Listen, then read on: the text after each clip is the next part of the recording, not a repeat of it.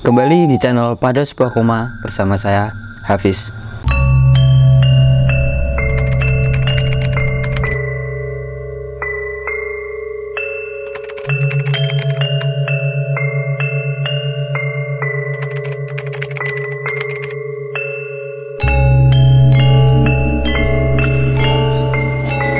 Setelah sekian lama, kita akan mencoba menjawab beberapa pertanyaan dari peringkat Pada Sebuah Koma yang akan dijawab oleh abah kita. Langsung saja ya, Bah. Pertanyaan pertama.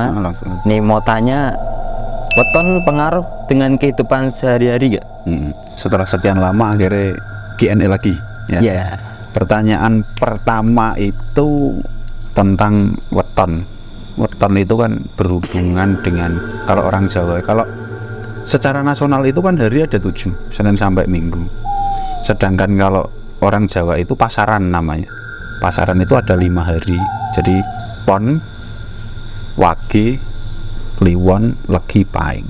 Jadi sedikit berbeda versi antara nasional dengan Jawa gitu ya.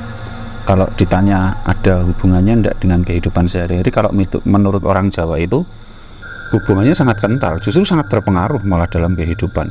Karena orang Jawa itu hanya punya satu yang menjadi pegangan orang Jawa dari dulu sampai sekarang, yaitu orang Jawa itu punya ilmu yang namanya titen. Apa itu, Bah? Titen itu selalu mengingat hal-hal yang pernah terjadi waktu itu. Makanya banyak kasus itu orang mau menikah, orang mau bangun rumah, orang mau memulai bisnis, itu dihitung dulu menurut angka kelahirannya. Jadi banyak kasus yang maaf kalau zaman dulu itu banyak yang bilang Jawa kuwi keras, hitunganmu rak pas cintamu kandas. Itu filosofi orang Jawa. Jadi itu pun masih terjaga sampai sekarang, walaupun anak sekarang jauh lebih modern mengesampingkan hal itu. Jadi kalau ada pertanyaan pengaruh enggak dalam kehidupan sehari-hari, sangat berpengaruh. Gitu. Itu ya, Bah. Itu pertanyaan pertama. Langsung aja lanjut ke pertanyaan kedua. Mau tanya, bener nggak setiap orang ada eyangnya yang jaga? Eyangnya yang jaga. Jadi gini, sebenarnya tidak bisa semua hal itu diungkap dengan gamblang ya. Ada beberapa hal yang memang harus dijaga. Salah satunya tentang ini, apalagi untuk urusan yang astral seperti ini. Tapi kalau setiap orang ada yang jaga itu iya. Setiap orang itu kan ada yang jaga. Kalau orang Islam itu mengatakan korin. Korin itu kalau dalam bahasa Indonesia itu artinya pendamping. Dan itu memang langsung dari Tuhan. Sedangkan kalau orang Jawa itu bahasanya lebih aneh lagi karena sebutannya kakang kawah di hari-hari. Jadi beda antara kakang kawah dan hari-hari, beda nama tok sebenarnya. Tapi sama. Kalau pertanyaannya ada eyangnya yang jaga atau tidak, saya berani bilang belum tentu. Ini versi Pada Sebuah Koma ya. Yeah. Itu belum tentu. Tapi kalau ada pendamping, saya berani bilang ya, pasti ada. Semua manusia pasti punya, pasti ada. Itu. Setiap orang ya. Setiap manusia itu pasti punya. Namanya pendamping tadi, korin tadi. Oke guys, itu pertanyaan kedua udah dijawab oleh abah kita. Lanjut nih, Bah. Lanjut. Pertanyaan ketiga. Mau tanya, ini dikasih sama kakek tuh keris bertuah. Bahaya nggak buat yang awam gitu? Ya. Jadi pertanyaannya itu dia dikasih sama kakeknya keris bertuah. Yeah. Bahaya apa tidak? Pertanyaannya kan itu. Sekarang kita untuk menjawab pun juga susah. Susahnya gini, keris itu jumlahnya ratusan jenisnya. Keris-keris paling familiar itu kan ada keris Nogososro, ada keris Sengkelat, ada keris namanya setan kober. Itu banyak sekali jenis keris. Sedangkan yang bertanya di kolom komentar, dia tidak menyertakan fotonya. Jawabnya terus piye? Kan kita tidak bisa jawab. Tapi kita pakai logika sederhana saja. Tidak usah kita lihat kerisnya dan sebagainya. Kita pakai logikanya gini. Itu dikasih kakek. Kita tinggal lihat saja kehidupan kakeknya dia ketika masih hidup gitu ya. Atau mungkin sekarang masih hidup. Kehidupan beliau seperti apa? Kalau kehidupannya itu enak, nyaman, kemudian ibadahnya juga bagus, tidak ada salahnya itu juga dirawat dengan baik. Oke. Tapi kalau maaf, sekali lagi maaf, kalau kehidupan kakeknya itu nakal dan sebagainya, mending dibuang saja lah, mendingan, daripada menimbulkan banyak permasalahan di kemudian hari. Itu jadi kalau ditanya ris bertuah bahaya atau enggak, untuk lebih detail ya dilihat dulu bentuknya seperti apa. Tapi kalau dilihat secara kalau kita pakai logika ya kehidupan kakeknya seperti apa, kalau enak ya kita rawat saja. Berarti tergantung kehidupan kakek ya. Oke, itu guys udah dijawab oleh abah kita. Ini lanjut ke pertanyaan keempat nih, Bah. Oke. Nah, itu pertanyaan keempat itu tuh di video sebelumnya itu kan videonya Mbak Wil itu ya. Betul. Nah, itu tuh ada pertanyaan. Waktu di videonya Mbak Wil itu ada astral yang datang enggak? Syutingnya kan kita itu malam ya. Syutingnya itu habis isya, posisi malam. Sedangkan kita tahu sendiri Mbak Wil kan seleb TikTok yang sangat terkenal kan gitu. Sedangkan Mbak Wil itu punya kelebihan yang menurut pribadiku sebenarnya sebuah kekurangan gitu kan. Sebuah kekurangan yang kalau tidak semua orang itu mampu. Mbak Wil itu kan mata batinnya itu kan buka. Jadi selama podcast di sini ya kalian tahu sendirilah suasananya seperti apa, mencekam waktu itu.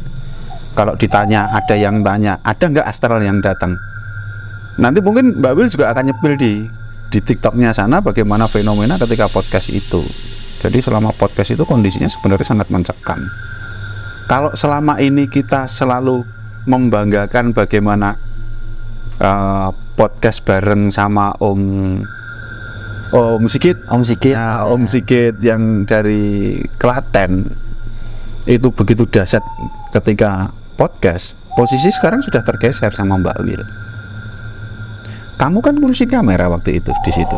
Iya. Rasanya piye? Selama podcast Mbak Wil. Sama podcast Mbak Wil sih ya kayak merinding gitu. Setiap cerita tuh merinding gitu. Terus yang di rumah waktu itu Bunda sampai mutah-mutah bau anyir dan sebagainya. Mbak Wil setelah podcast selesai lari muntah di situ kan. Itu memang kondisinya memang nggak baik-baik saja. Jadi kalau misalnya ada nggak astral yang datang, ratusan mungkin kan. Banyak. Karena kondisi Mbak Wil memang membuka mata batinnya. Jadi semua astral yang ada di sekitar itu kan kayak penasaran gitu kan. Sampai yang terakhir kalau Habib ingat itu ketika Mbak Wil keluar mau pulang, dia nyebut temennya aja kan salah. Iya. Ingat gak? Kok pakaiannya ganti? Nah, kok pakaiannya ganti? Yang dilihat itu bukan temen nih, tapi sebelahnya. Sedangkan temennya ketutup sama astralnya tadi. Ini luar biasa. Pas Mbak Wil itu memang top, benar-benar top dan kesel. Yang jelas kesel ya. Ngalahin Pak Sigit ya. Ya kalau kondisi terakhir ini Mbak Wil sekarang nomor satu. Kondisi mencekam pada saat selama proses podcast Mbak Wil juara 1. Sudah mengalahkan posisinya Om Sigit. Keren Mbak Wil. Mbak Wil keren pokoknya. Nanti kalau mau mau lihat videonya mungkin di-spill di TikToknya, nanti bisa dilihat di TikToknya langsung aja. TikToknya Mbak Wil cerita horor. Ya, Mbak Wil cerita horor. Nanti ada ilustrasinya mungkin atau enggak di deskripsi nanti ada TikToknya. Klik aja. Oke, Bah, gitu ya, Bah, ceritanya itu 4 pertanyaan nih. Nah, terus ini ada lagi nih, Bah. Ini, Bah. Ini kan lagi marahnya fenomena bunuh diri ya, Bah ya. Kan di berita tuh banyak tuh bunuh diri di Jawa Tengah tuh banyak lah ini ya, gitu. Nah, itu menurut pandangannya Abah tuh gimana? Ya. Bunuh diri yang kayaknya paling terakhir ini anak SMA ya. Anak SMA nabrak apa itu? Pokoknya nabrak kereta atau nabrak kereta. Kemudian ada salah satu mahasiswi perguruan tinggi swasta itu juga di Semarang bawah itu juga bunuh diri, sempat nulis surat. Kemudian loncat di mall itu juga nulis surat. Ini lagi tren. Jadi kalau yang mau bunuh diri mending sekarang lah, mumpung lagi tren kan gitu. Tren bunuh diri. Tren bunuh diri. Jadi yang jelas hampir semua kasus bunuh diri itu semua ada permasalahan. Setiap kasus bunuh diri, setiap apa ya namanya ya, yang ditulis suratnya itu, surat cinta tadi yang ditulis untuk keluarganya tadi, itu semua ada permasalahan. Ya intinya ya mereka itu pada kebingungan dengan permasalahan itu, sedangkan bunuh diri ini sangat menyiksa. Ya kan, bunuh diri nyiksa loh. Contoh yang nabrak itu, ya kalau dia meninggal, kalau tidak, yang lompat dari mall sampai ke lantai bawah, iya kalau meninggal, kalau tidak patah tulang. Nah, luar biasa ini fenomena bunuh diri ini. Dan sebenarnya itu kalau kita bicara untuk fenomena bunuh diri ini agak riskan ya, agak riskan karena pasti yang kita obrolin ini ada salah satu dari mereka itu pasti akan mencoba datang gitu. Makanya lanjut ke pertanyaan berikutnya. Oke, kita bahas lebih lanjut. Pertanyaan berikutnya nih, Bah. Tadi kan udah tuh yang pandangan menurut Abah tuh kan gimana kok bunuh diri menurut pandangan Abah. Nah ini lanjut ke yang kedua. Sebenarnya itu bunuh diri gimana sih, Bah, hukumnya? Hukumnya bunuh diri itu gimana? Hukumnya bunuh diri. Orang udah mati kok dihukum gitu ya. Jadi bunuh diri itu kalau beberapa dilalah, kok saya itu bukan orang yang ahli dalam bidang agama ya. Hanya setahu saya itu kalau menurut beberapa ulama itu dalam Islam itu kalau bunuh diri itu kayaknya kalau tidak salah ya, maaf kalau salah, itu malah nggak disolatkan pun tidak apa-apa, cuma diparok aja. Udah, kalau orang mati bunuh diri itu nggak perlu disolatkan aja, nggak masalah. Udah mandiin, kafani, kubur. Saking hinanya. Dalam beberapa agama yang lain itu malah ngeri lagi. Jadi orang kalau bunuh diri itu hukumannya apa? Hukumannya itu sama kayak pembunuh. Jadi orang bunuh diri hukumannya sama kayak pembunuh, karena dia membunuh dirinya sendiri. Neraka itu pasti. Kemudian dalam agama yang lain itu malah dia tidak layak dimakamkan sama seperti orang-orang yang lain pada umumnya. Kalau misalnya kalau ada beberapa yang jenazahnya itu dikremasi atau dibakar, itu dia tidak layak untuk mendapatkan itu. Jadi kalau hukumnya bunuh diri ya udah ada, semua agama mengatakan dosa itu pasti. Dan kalau kita agamanya Muslim ya malah nggak layak disolatkan, itu malah mengerikan lagi malah. Nyata kalau hukumnya ya itu. Soalnya kan masih banyak tren bunuh diri ya, Pak ya. Ini lagi tren memang, lagi tren. Tidak punya niatan untuk bunuh diri. Dosa hukumnya bunuh diri. Nah, lanjut nih, Bah, yang ketiga. Bener nggak, Bah, kalau arwah orang bunuh diri itu masih di tempat lokasi kejadian? Arwah orang bunuh diri masih di lokasi kejadian. Iya. Yeah. Sempat kemarin ada yang ngevlog itu arwahnya masih di sini, arwahnya masih di sini gitu ya. Ini beberapa vlogger, ada beberapa konten kreator itu mengatakan kalau arwahnya masih di situ. Itu hak mereka untuk mengatakan itu ya. Tetapi sepengetahuan kita pada sebuah koma, ketika orang yang sudah meninggal, arwahnya pulang dia. Orang sudah meninggal. Berarti dia tidak di situ. Tidak ngapain? Dia pulang. Udah pulang ke tempat Tuhan sana. Tapi tadi ada pertanyaan di depan. Setiap orang ada pendampingnya enggak? Ada jawabannya kan. Nah, ini namanya korin. Kakang kawa adi hari-hari. Korin artinya pendamping. Nah, pendamping ini yang menyerupai. Jadi korin itu kalau orang yang bisa lihat korinnya sendiri, itu 99,9% itu sama dengan kita. Jadi kalau kamu lihat korinmu, ya kowe ngocok. Di depan kaca kamu lihat korinmu sama seperti itu. Jadi ketika dia meninggal, maaf, orang yang meninggal, korinnya itu lepasnya nyawa, korin itu sama wujudnya dengan pas nyawa itu loh. Jadi jangan heran ketika ada orang kecelakaan, ada orang kecelakaan, kepalanya pecah, maka korin itu wujudnya sama dengan itu. Kepalanya pecah dia. Ketika ada anak itu loncat dari gedung dan meninggoy di situ. Dia meninggal dunia di situ dengan kondisi remek, hancur dan sebagainya. Korinnya terakhir kan itu bentuknya. Ya korinnya seperti itu. Jadi kalau ada pertanyaan arwahnya masih di situ, ngapain arwahnya di situ? Orang arwahnya dipanggil Tuhan, pulang tau dia pulang ke tempat Tuhan. Lah yang di situ siapa, Pak? Korin namanya. Makanya kalau zaman dulu pas waktu masih kecil, kalau simbah meninggal itu, kalau ada yang simbah meninggal itu masih disiapin kopi, masih disiapin sarapan, karena menurut versi orang Jawa itu selama 40 hari itu arwahnya masih di sekitar situ. Oke. Nah itu padahal sebetulnya bukan arwahnya tapi korinnya. Gitu. Tadi kan udah jauh semua nih sama Abah ya, 3 pertanyaan itu ya, tentang fenomena kok lagi maraknya bunuh diri. Yap. Nah, itu pesan-pesan buat orang-orang kan biar nggak bunuh diri. Ya ini pertanyaannya ya, jawabannya itu lucu. Pertanyaannya yang lucu ini maksudnya. Pesan agar orang nggak bunuh diri. Jadi itu cuma satu kan? Ya mendekatkan diri sama Tuhan. Karena mungkin ada yang kayak misal mentalnya itu tuh nggak kuat gitu atau gimana. Orang bunuh diri itu kan sedang ada masalah. Sedangkan dia tidak percaya kalau Tuhan itu selalu memberi jalan. Intinya kan itu. Jadi dia merasa deadlock. Dia merasa sudah tidak ada lagi jalan keluar. Padahal semua permasalahan itu pasti ada jalan keluarnya, walaupun selubang jarum. Selalu ada peluang, selalu ada harapan. Nah, orang-orang yang bunuh diri itu biasanya menganggap deadlock, semua jalan buntu.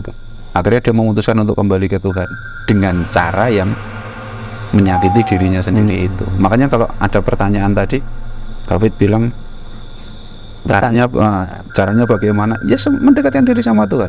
Ketika kita punya masalah, ya sudah, semakin mendekatkan diri dengan Tuhan. Itu tok selesai sebenarnya. Pokoknya orang bunuh diri dia tidak percaya kalau Tuhan itu ada gitu dok. Ya. Oke, Bah, jadi gitu ya, Bah ya, pesan-pesan buat orang yang punya niatan mau bunuh diri, sesegera mungkin mendekatkan diri ke Tuhan. Ya. Itu. Jadi seperti itu guys. Nah, ini lanjut lagi nih guys. Jadi kemarin itu video Q&A sama Mas Yuba itu kan bahas pocong ya. Ya. Nah kali ini aku mau bahas kuntilanak nih, Bah. Mau bahas kuntilanak. Pertanyaan pertama nih, Bah. Kenapa kok kuntilanak sosoknya banyak? Banyak. Iya. Kuntilanak. Wow. Ini kemarin Mas Yuba sudah bahas pocong jumlahnya banyak. Sekarang kuntilanak kenapa jumlahnya banyak? Ya jawabannya sama kayak Mas Yuba kemarin. Jumlah mereka itu banyak. Sedangkan kuntilanak itu kan bahasa kita sekarang. Bahasa orang-orang Jawa ya. Orang nyebutnya kuntilanak. Kalau kamu ke Sumatera itu kuntilanak itu tidak ada. Beda lagi. Sebutannya beda lagi. Kalau kamu ke Kalimantan beda lagi. Malah ada beberapa wilayah itu nyebutnya sundel bolong. Ya kan? Padahal di tempat kita sundel bolong itu biasanya sing gegere bolong gitu kan. Kalau di wilayah Sumatera, Malaysia itu Pontianak. Sebutannya Pontianak ya, perempuan mati karena beranak atau gimana gitu kalau tidak salah itu. Jadi itu singkatan sebenarnya. Jadi kalau kuntilanak banyak, astral banyak. Sama kayak pocong. Jumlah mereka banyak. Hampir di semua tempat ada. Kalau orang bilang itu rata-rata orang ketemu kuntilanak itu di pohon. Ya. Dia lagi nyisir rambut, rambutnya panjang. Ada yang bajunya itu warna putih, ada yang bajunya warna merah. Dan itu banyak sekali tentang kuntilanak. Dan kalau menurut saya, kenapa kok hantu-hantu yang paling familiar di Indonesia itu kan pocong, kuntilanak, genderuwo. 3 ini paling familiar karena jumlah mereka memang banyak. Jumlah mereka banyak dan kalau menurut saya sih astral ini sebenarnya kalau dibilang di film itu, maaf beberapa film itu membuat kuntilanak itu semacam kayak menakutkan gitu. Padahal aslinya tidak seperti itu gitu. Jadi kalau orang bilang rambutnya panjang itu dengan baju yang lusuh warna coklat, putihnya udah berubah jadi coklat kayak tanah gitu ya. Mukanya serem, kadang putih, kadang rata, kadang dan sebagainya, itu Ya itu kan film, kebutuhan film gitu. Itu jadi kalau bahas itu beberapa kali saya ketemu itu juga nggak terlalu yang menakutkan, cantik kalau menurut. Ada yang cantik-cantik kok. Tidak semua setan itu jelek. Nggak semua ya. setan itu jelek. Khususnya kuntilanak itu ada yang cantik. Ada yang cantik ya. Banyak malah. Banyak yang cantik. Ya tadi kan itu ya Bah, apa kan bilang kuntilanak merah sama kuntilanak putih. Nah bedanya tuh apa tuh Bah? Ya, Kuntilanak merah sama putih gitu. Ya warnanya beda. Ya. Jelas Warnanya beda. Jelas warnanya beda. Kalau di film itu digambarkan sosok kuntilanak merah itu jauh kekuatannya lebih kuat daripada putih. Padahal sebenarnya enggak. Kalau teman-teman ingat, saya pernah nonton film. Itu namanya kalau enggak salah itu judulnya Terowongan Casablanca kalau enggak salah. Itu menggambarkan sosok kuntilanak merah yang sangat jahat. Padahal yang putih itu juga bisa sangat jahat kayak yang merah. Cuman lebih menonjol warna merah karena warna merah itu kan kalau kayak bendera merah dan putih. Yeah. Kalau merah itu kan berani. Jadi sosok kuntilanak merah itu memang jauh lebih berani daripada sosok yang putih. Tapi pernah di suatu titik itu waktu itu ketemu dengan kalau teman-teman penikmat PSK itu ingat, kita pernah ke makam Cina. Kita pernah ke makam Cina dan di sana memang betul kuntilanak merahnya banyak sekali di makam Cina itu, dan kekuatannya juga ada beberapa yang sangat kuat. Sedangkan yang putih mereka cenderung lebih diem kalau ada yang merah. Oh, oke. Padahal yang putih ini kekuatannya juga tidak bisa dibilang kaleng-kaleng gitu ya. Tapi mereka cenderung lebih diem. Tapi kalau masalah kuntilanak ada yang merah ada yang putih, wajar lah. Itu namanya juga mereka ciptaan Tuhan. Iya, Tuhan menciptakan ada yang merah ada yang putih juga biasa saja lah. Jadi jangan pernah berpikiran yang merah itu jauh lebih kuat daripada yang putih. Kalau menurut pribadi saya enggak juga. Ya mungkin setelah ini ada kuntilanak kuning atau pink dan sebagainya kan ya lebih aneh lagi. Warna-warni ya. Warna-warni. Jadi bahas astral itu kalau kita bikin serius takut. Tapi kalau kita bikin bercanda, bikin santai juga tidak ada masalah sebenarnya. Oke. Yang penting kita tetap menghargai mereka karena mereka ciptaan Tuhan. Itu guys, bedanya kuntilanak putih sama merah. Lanjut nih Bah. Pertanyaan ketiga nih Bah. Solusi kalau misalnya ketemu nih kuntilanak tuh. Kalau kemarin kalau nggak salah tuh pocong tuh jangan natap matanya ya. Kalau pocong jangan tatap matanya. Walaupun itu nggak mungkin sih sebenarnya. Ya, tapi kan memang solusinya seperti itu. Nah, itu kalau kuntilanak tuh gimana, Bah? Solusinya? Ya, solusinya. Kalau bisa jangan ketemu. Ya, solusinya kalau bisa jangan ketemu. Makanya kalau orang Jawa itu dari dulu sampai sekarang ini kalau masih di desa ya, kalau tinggal di desa itu mempercayai kuntilanak itu dia takut dengan barang-barang yang tajam, terutama yang terbuat dari besi. Contohnya apa? Contohnya gunting, pisau, paku. Jadi kalau zaman dulu masih tinggal di desa itu, kalau ada ibu-ibu yang melahirkan, dia ada bayi, di sebelahnya itu biasanya ada gunting. Oke. Ada gunting. Tujuannya itu bayi itu kalau mau diculik sama kuntilanak, dia lihat gunting di situ dia takut. Tuh. Jadi kalau solusinya seperti apa? Kalau menurut pribadi kita pada sebuah koma ya berdoa.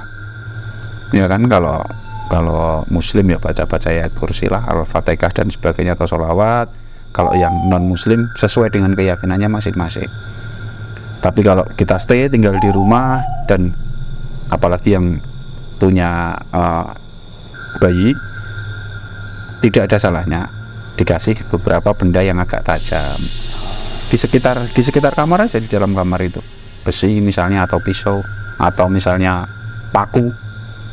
Yang paling aman itu kan gunting sebenarnya.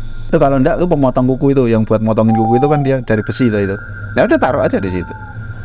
Karena orang Jawa itu mempercaya, kembali di awal tadi, orang Jawa itu ilmu nititen, niteni. Oh mbah kita ngasih tahu, pakainya ini. dan itu memang terjadi. Makanya kalau ada bayi itu pasti di sebelahnya biasanya ada gunting kecil atau pemotong kuku itu untuk jaga inilah biar kuntilanak itu tidak datang. Tapi kalau solusi yang benar, kalau misalnya ketemu gitu, ya baca doa. Nah, itu solusi terakhir. Iya, itu solusi terakhir, baca doa. Dan kalau dia tidak pergi juga, solusi yang paling terakhir lagi adalah lari gitu, yang paling luar biasa. Karena udah dibaca doa nggak pergi-pergi kan. Tuh, nah jadi kalau kita bahas masalah kuntilanak, memang jangan pernah berpikir kalau kuntilanak itu jelek. Lah, apa pernah ketemu enggak kuntilanak gitu di mana gitu, mungkin pernah enggak? Di depan rumah. Depan rumah. Depan rumah. Wow. Jadi kalau bahas kuntilanak seperti apa, dulu si Salva itu ketika dia masih umur 3 tahunan lah, 3-4 tahunan itu, dia kalau sore kan mainnya sama kuntilanak, warnanya merah dia. Kan depan rumah itu dulu pohonnya masih besar-besar. Dia kalau sore menjelang maghrib itu mainannya kan sama kuntilanak yang merah. Jadi kalau merah jahat, nyatanya dia bisa mainan sama kuntilanak itu. Iya kan? Kalau dia jahat mesti udah dibawa kan. Mainan pasaran itu. Nah, teman bermain ya. Teman bermain ya. Jadi kalau ditanya pernah ketemu enggak? Duh, jawab piye? Sering itu. Sering jalan. Dan buat teman-teman penikmat pada sebuah koma ketahui, kalau misalnya ambil persentase 100% gitu ya, saya ketemu kuntilanak misalnya 10 kali, kita ambil muda itu 10 kali, itu yang 8 itu cantik masalahnya, yang 2 ini baru jelek. Yang 2 jelek itu pun di tempat yang maaf kayak gedung kosong gitu. Jadi gedung kosong, gedung tua sama pabrik. Masih ingat dulu diajak main teman ke pabrik. Nah, ini 2 ini jelek. Tapi kalau yang 8 cantik masalahnya. Jadi kalau teman-teman berpikir itu kuntilanak elek itu, film yang bikin itu. Masih ingat ada film judulnya Kuntilanak, sampai kuntilanak 1. Iya, kuntilanak 2, kemudian kuntilanak 3, terus ada lagi film Keranda Kuntilanak. Banyak film tentang kuntilanak, dia trending semua. Terus ada film yang saya senang itu judulnya itu Mangkujiwo, itu juga bahas tentang kuntilanak dia. Semua film-film tentang kuntilanak itu trending karena masyarakat Indonesia itu senangnya dengan hantu-hantu yang seperti itu. Ada tadi yang disebutkan, ada 3 tadi, pocong, kuntilanak, gendruwo. Kenapa kok ada 3 ini yang paling banyak? Ya karena jumlah mereka banyak. Kalau orang di sana cerita ketemunya kuntilanak, nengono cerita ketemunya pocong, nengono cerita ketemunya gendruwo. Karena 3 astral ini yang paling banyak jumlahnya.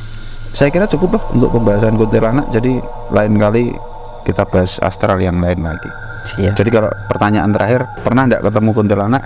Beberapa kali lah. Ya kalau dibilang sering juga enggak, tapi beberapa kali menemui itu secara tidak sengaja. Jadi solusinya seperti apa? Jangan lupa berdoa dimanapun kita berada.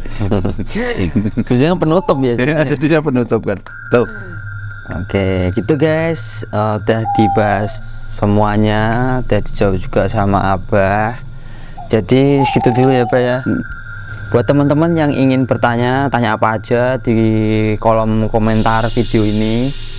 Apa aja itu bisa, mungkin nanti di Q&A selanjutnya kita jawab. Itu teman-teman Q&A kita hari ini, mengingatkan kita jangan lupa berdoa dimanapun kita berada. Jangan ada ketakutan, kuatkan iman, tetap percaya pada Tuhan karena kita hidup berdampingan.